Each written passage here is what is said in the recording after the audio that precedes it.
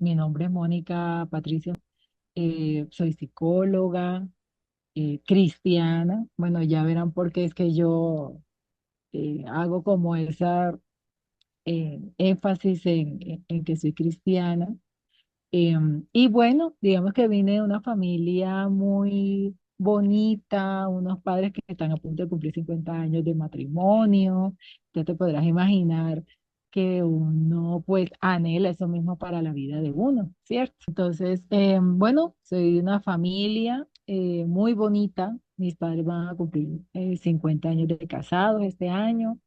Y bueno, te puedes imaginar que uno anhela desde niña y bueno, ya adulto, de verlos en esos 50 años, querer también vivir una historia de amor así. ¿No? Pero bueno, mi vida ha tenido algunos altibajos, digamos que una montaña rusa. Y te puedo contar que, bueno, yo a muy temprana edad soy cristiana desde los 17 años, ya tengo 31 años de ser cristiana. Conocí al padre de mis hijos en la iglesia. Tengo dos hijos de 25 y 21 años, a los cuales amo profundamente. Parte de esta historia tiene que ver con ese amor a ellos y con los errores, digamos, de alguna manera que uno comete al tomar decisiones en pro de creer en el amor y la familia, porque soy alguien que cree profundamente en el amor y profundamente en la familia.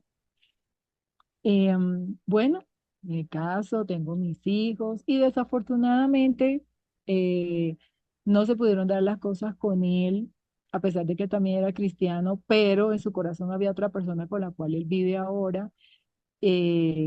Y desde entonces pasaron 19 años donde yo luché, porque uno pues aprende desde la experiencia cristiana a considerar que uno debe luchar por ese matrimonio a costa de lo que sea. En esa lucha, pues, esperé 19 años y un día, pues, decidí, le digo, no, ya nosotros somos como amigos, es mejor que nos separemos. Él no hizo mayor esfuerzo, digámoslo así, dijo, bueno, sí, claro, él al mes ya estaba viendo con la otra persona. Pero digamos que eso fue una situación que muchas mujeres pasamos, pero en mi vida pasó como sin mayores contratiempos, fue algo amigable. Pero yo sigo creyendo en el amor y la familia, ¿sí, Carmen? Entonces, pues claro, ya tengo la oportunidad de, bueno, ahora sí voy a conocer el amor, porque el papá de mis hijos me dijo, no te preocupes, yo estoy orando por ti para que sí conozcas el amor, alguien que sí te ame. Y yo, oh, por Dios, ¿cómo así? O sea, nunca me amó. Pero bueno, como te digo, todo termina amigablemente y yo empiezo como en esa, sí, anhelo el amor, como formar un hogar, alguien que sí me ame.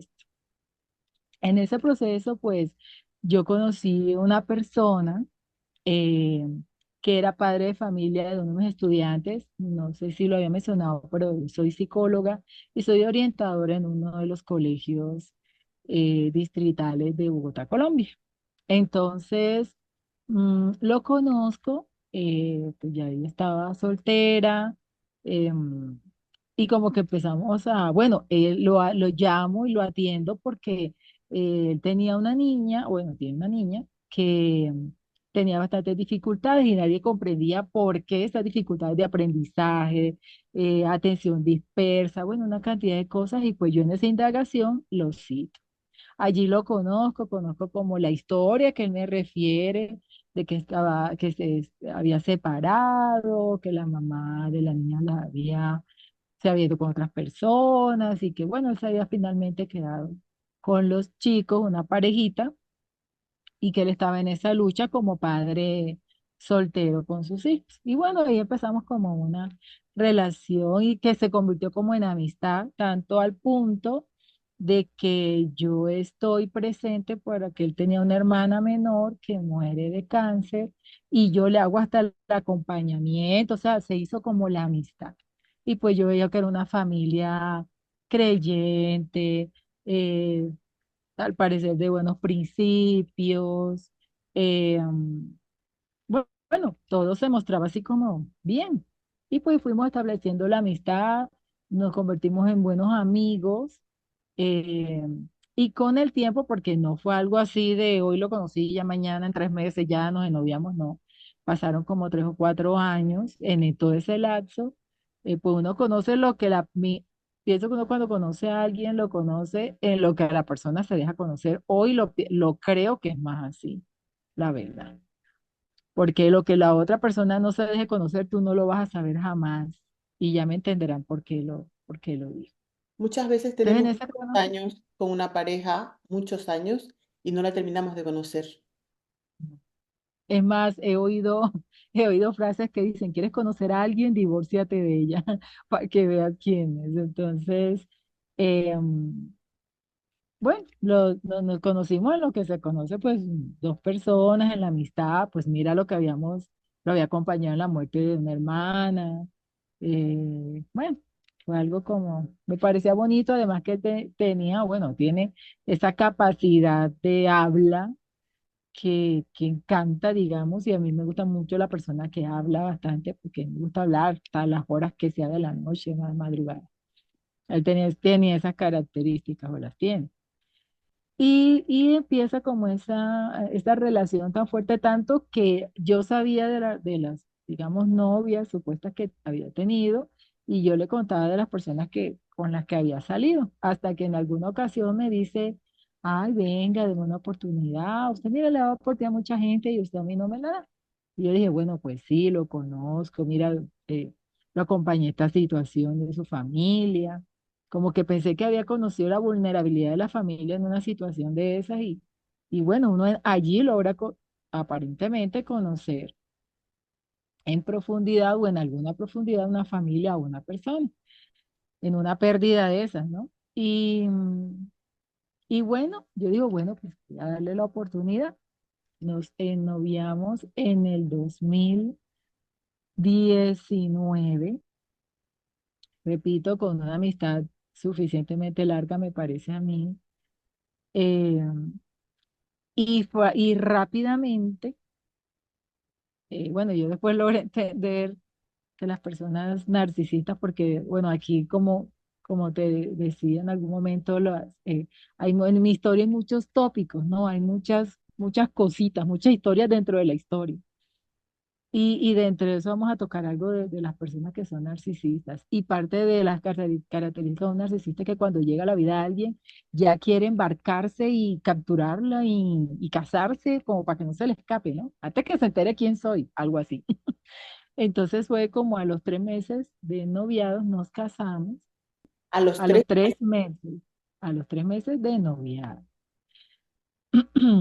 En ese proceso de novios, pues él va a mi iglesia, él asistía a otra iglesia cristiana, y él va a mi iglesia, se presenta y bueno, o sea, mis pastores, la verdad, pues muy, digamos, inocentemente, yo digo que todos caímos ahí, y le dan como la autorización, sí, bueno, es que yo quiero ser novia de ella y tal, bueno, me dio el anillo, mi familia como, oye, ¿y ese quién es?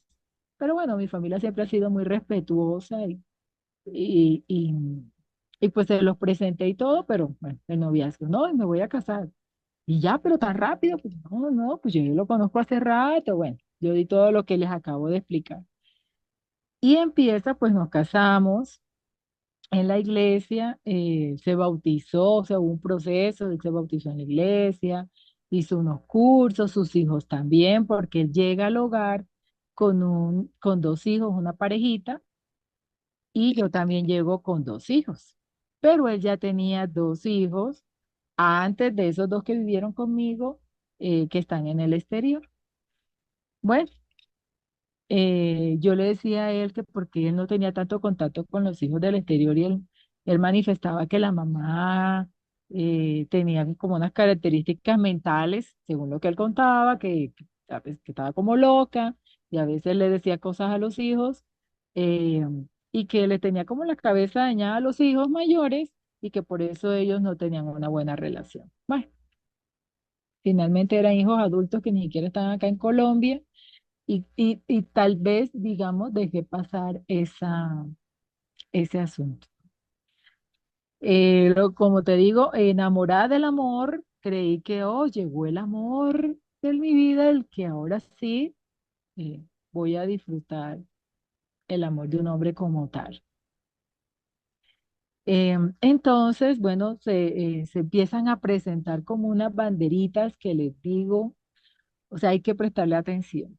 Bandera roja, fucsia, de todos los colores, porque empieza como a ver unas frases, como unas actitudes donde él de pronto explotaba sin ninguna necesidad. O sea, la situación no daba para explotar. Ahora creo que ninguna situación da para explotar, pero en particular con él no daban para explotar. Entonces yo decía, pero ¿qué pasa? Soy psicóloga, acuérdense. Y empiezo a dejar pasar banderitas, tal vez en el pro del amor, no. Otra vez como esa, luchemos por este matrimonio, acabamos de casarnos, el primer año es un año de acomodamiento. Bueno, y yo, bueno, empiezo a ver esas cositas, pero yo decía, bueno, esto es manejable, aquí nos estamos acomodando. Una primera situación que ocurre en casa porque hubo mucho maltrato psicológico, eh, eh, mucha manipulación, donde él llegaba al punto de que tú creías que tú eres el que tenías la culpa realmente de lo que había pasado. O sea, como dicen aquí en Colombia, decimos aquí en Colombia, te volteaba la arepa fácilmente y tú no sabías en qué momento tú te estabas echando la culpa. Y hacía sentir culpable de las cosas que él hacía. No, y no solo yo, o sea, cualquiera de los 6 miembros, de los 5 miembros de la familia, porque éramos 6 junto con él, tenía la culpa, hasta los pobres perritos. O sea, las 5 personas más los 2 perritos, todo tenía la culpa de lo que a él le ocurriera. Entonces yo decía, pero ¿por qué esto? ¿Mm? Y empezaron a pasar cosas, pero hubieron como unos ocultamientos al principio de parte de mis hijos, que cuando yo llegaba yo no me enteraba que habían pasado cosas, que habían discutido y eso, pero llegaba yo y como no todo el mundo callado, no sé qué. Hasta que un día mi hijo mayor, por defender a la hija menor de él, porque él iba como a tratarla feo y a pegarle, mi hijo se metió, ¿sí? Porque nosotros nunca hemos estado de acuerdo con ese tipo de de acciones para corregir un hijo o algo. Y mi hijo se metió y eso fue el suplicio empezar entre la enemistad de él con mi hijo, porque ya ahí, como decimos coloquialmente, se la montó. O sea, mi hijo se metió en un terreno, no sabía en qué terreno estaba metiendo. Ya me entenderán al pasar de la historia. Y mi hijo defiende vamos a llamarle Nata, estoy aquí, no es el nombre de ella, pero vamos a llamarle Nata. Y mi hijo defiende a Nata del papá. Yo vi eso, fue horrible. No, suéltalo, eso mejor dicho, porque se fueron casi que a golpes. Jamás en mi vida, en mi hogar, en mi familia, nunca había visto eso. Yo le refería a él, yo nunca he visto una cosa de estas. En mi familia, como les digo, un hogar de, ya ahorita cumplen 50 años de casados mis papás, jamás. Me digo que no discutieran, que no, pero a ese de ese tamaño, no. De parecer irse a los golpes, nunca lo vi. Entonces él siempre me decía, ah, claro, tu familia perfecta. No es mi familia perfecta, pero yo nunca vi eso en mi familia. Mónica, Entonces, perdona, ¿mm? perdona, Mónica, ¿cómo tú reaccionas cuando tú ves que tu pareja agarra a tu hijo para pegarle de esa forma? ¿Cómo reaccionas por mucho amor que le tengas? No, o sea, ¿cómo te digo? No sé si la ignorancia de nunca haber vivido una situación así, uno se vuelve demasiado inocente ante cómo actuar, pienso yo. O sea, como cavilando de todo lo que me pasó. Y no supe realmente cómo actuar en ese momento. O sea, en ese momento era calmarlos y preguntar qué había pasado y que eso no volviera a ocurrir. Fue como lo que dije, no, aquí hubo un malentendido, Samuel deja el papá, no, pero yo no voy a dejar permitir que le pegue, sí, estamos de acuerdo, pero aquí todo siempre se ha hablado, o sea, como pensando que era posible, como siempre había manejado las Diálogo. cosas en mi hogar, al diálogo, pensé que así se podría. Bueno, eso fue el principio, ¿no? Ya me di cuenta después que eso no, o sea, con ellos no era posible de esa manera, porque sus dinámicas en su familia eran totalmente diferentes, eran de gritos, histeria, de tirar puertas, de decir me voy a matar, o sea, terrible, cosas que yo en mi vida había vivido. Entonces, no es una excusa, pero si tú nunca has vivido algo, cuando se te presenta, o sea, quedas como, O ¿y bloqueas, yo qué hago aquí? bloqueas o reaccionas. Te bloqueas o reaccionas y yo como que me bloqueo, porque yo le huyo a ¿cómo es? A las peleas o si está peleando alguien en la esquina hay gente que corre a mirar la pelea, no, yo corro pero para el lado contrario. Entonces yo decía, ¿pero qué hago aquí? No, bueno, algunos dirán, ay, psicóloga, ¿cuántas veces has manejado situaciones en tu institución o con tus niñas de ese tipo? Y sí, tienes razón, pero es que no es lo mismo con personas a las que no está el corazón puesto ahí, que es tu hijo, es tu esposo, es tu familia, a con personas que tú no tienes los sentimientos impresos ahí y tú puedes actuar como más neutralmente. Entonces yo me sentía, cada vez que pasaba una situación así, yo me sentía como en un ring de boxeo y yo era el juez tratando de este, calmar la situación. Bueno, ¿y esto por qué está pasando? ¿Y a qué hora se cogieron tanta rabia que yo no me enteré? Monique, entonces esas situaciones violentas se fueron dando más a menudo. Acrecentando. Se fueron acrecentando tanto que pues entramos a la pandemia. Te puedes imaginar todo el problema de salud mental que hay en ese momento, todo el mundo encerrado y se acrecienta obviamente la situación. Claro, habían tiempos como de paz y otra vez como que se exacerbaba la situación y otra vez, y yo voy identificando tanto que yo al año y medio, si no te digo antes, yo decía, yo me voy a divorciar. O sea, yo no esperé los 4 años para decir me voy a divorciar. Yo al año o al año y medio, ya yo estaba decidida Te a diste divorciarme porque cuenta él que no empieza, era el hombre con el que tú verdaderamente creías que te habías casado. creía que me había casado porque empezó a fumar, a tomar esas conductas, tirando puertas, me voy a matar, cómo le hablaba a los hijos, los estrellaba contra la pared. Yo no puedo con esto. O sea, yo ya sabía que yo me quería divorciar, pero viene esa parte como espiritual, donde tú oras, porque uno pues aprende en la vida cristiana que hay cosas que se resuelven en oración, resuelven con ayuno, con vigilia, en consejería, bueno, se agotan muchos recursos, el diálogo, bueno, todo eso lo utilicé. Porque obviamente si tú, nadie se casa pensando en que se va a divorciar. O sea, el que se case pensando en que se va a divorciar no se case. ¿M?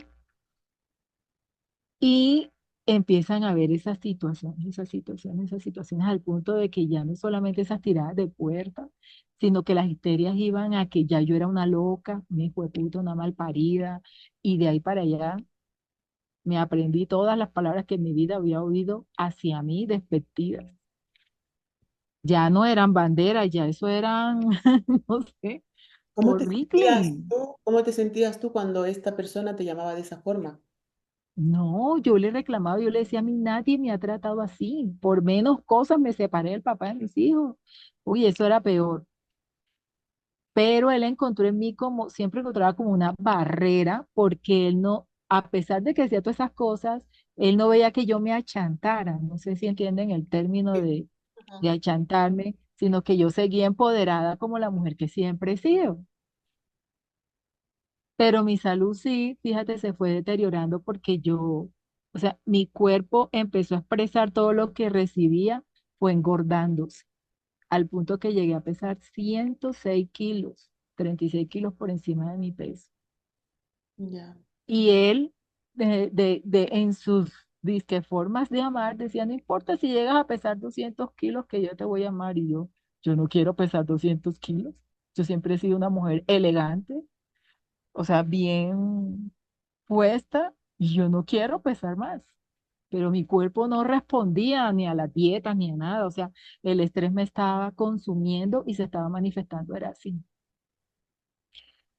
Y empiezan esas cantidades de cosas. Yo decía, no, ya no más. Yo busqué la consejería de mi iglesia. Fíjate que en una de las consejerías, y no, o sea, te vas a entender más adelante, no estoy hablando mal de la iglesia. Yo pienso que hay un punto, como gracias a Dios, mi congregación me ayudó, pero un punto donde estábamos tratando con un narcisista que manipula todas las situaciones que están alrededor y manipula a las personas que están a su alrededor. Y él, llegamos a una cita, bueno, en esa época eran virtuales por lo que estábamos todavía de pandemia. Y esos consejeros, ay, que empezamos a hablar quiénes éramos nosotros, cuál era la situación, y él fue el que empezó a hablar, que él era el de las quejas. Yo callaba. Yo manifestaba algunas cosas como para poner como esas banderitas rojas, pero como él era un hombre que cocinaba, que esto, era hacendoso en la casa, terminé siendo yo como la regañada. Y no, pero cuide ese hombre, no sé qué. Mire, ¿qué? Yo quisiera ya que yo llegara y estar la comida. Y yo sí, esas son cosas positivas, pero hay otras cosas. Bueno, terminé yo siendo. Él logró su cometido. Yo era la Bueno, mala en ese momento. pero tú como psicóloga vas a un centro cristiano a exponer más o menos como terapia de pareja, ¿verdad? Él expone sus Sí. problemáticas que tiene dentro de su matrimonio contigo, pero tú ¿por qué no expusiste las tuyas? ¿Te daba miedo a desenmascararlo o miedo a qué tenías? ¿Por qué no lo No, en desenmascaraste? ese momento yo expresé algunas cosas, pero es que él siempre, o sea, es que, ¿cómo te explico yo cómo es cómo vivir con un narcisista? Esa persona se eleva, parece una serpiente, te encanta y me cayó literalmente, o sea, me cayó no que me puso la mano en la boca, sino que yo quedé callada en en el resto de la cita. Yo qué más digo si él aquí le están es alabando por todo lo lindo que es. Y yo decía, no, tenemos que hablar, la comunicación, o sea, todo lo que estaba pasando, la forma como se expresa, si no es, que agresivamente a veces contesta, ta, ta, ta. Llega al punto tan terrible que cuando terminamos la cita, como a los 2 días, me dice, fíjate, o sea, está tan masoquista, o no sé cómo decirlo. Dice, fíjate, digo yo, ¿qué pasó? No, ¿tú te acuerdas? ¿Tú recuerdas cómo fue la cita? Y yo, sí, feliz fue yo regañada, le he dicho yo. Le dice, ¿no? Y lo bueno es que yo sé que yo sí soy el que está equivocado, pero mira, ellos creyeron que eras tú. Eso no sirve, ¿sí viste? Eso no sirve. O sea, él lo hizo él Para no él, hacía nada sí. sin ya saber por qué lo estaba haciendo. Él necesitaba que nadie me creyera y eso es lo que hace un narcisista. Y no quería que tú buscaras refugio más en ese sitio porque para que supieras que no ibas a encontrar allí ningún respaldo y que te sintieras Exacto. sola. Entonces lo hace es cuando yo digo, no, esto lo hizo con su hecho pensado, ¿sí? Y cuando nosotros hubo un otro momento en que intentamos hablar con un pastor que yo quiero muchísimo, porque fue el que al final pues me ayuda como a salir de toda la situación. El pastor le decía, no, es que no, si sus hijos, porque él se quejaba que el desorden, que esto, que lo otro, pero eran excusas, como todo el mundo es malo y yo soy el bueno. Pero ese pastor sí le decía, no, señor, mire, usted es la cabeza, usted tiene que mirar, organice esto, y ellos tan grandes, o sea, no le daba la razón y eso le molestaba a él, Como le todo narcisista, molestaba. como todo Y narcisista. en es, sí, como todo narcisista, y en esa sabiduría, el pastor me dice, compra el libro de límites, se llama de límites, se llama Límites. Y yo empiezo a leerlo y empiezo a encontrar yo, sí, esto, y empiezo yo a empoderarme también con el libro y con todo lo que yo sabía. Dije, no, no soy yo, porque prácticamente el narcisista termina convenciéndote que tú eres el que Trata del él problema. reacciona así por tu culpa. Ujú. Ujú. Yo reacciono así, es por tu culpa. Y ya yo decía, no, no, no puede ser, será, no, no, no. Entonces cuando yo empiezo a leer el libro, como que me despierto, como cuando tú estás, te tienen como sedado y me despierto y empiezo a hacer acciones donde yo digo, no, señor, y entonces ya yo le respondía de una u otra forma. En eso, pues esas situaciones no solamente eran conmigo, sino con los hijos de él, y se notaba la manipulación que había con ellos, porque